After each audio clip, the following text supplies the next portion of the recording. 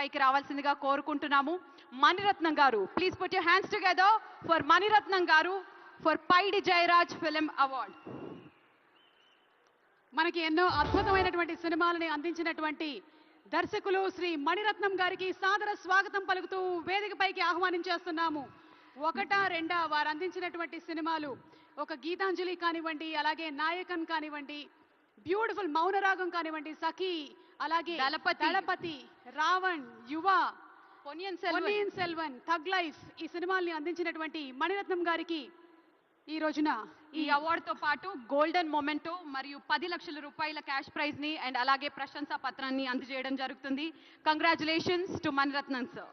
పైడి Jayaraj film అవార్డుని అందుకున్నారు మణిరత్నం గారు.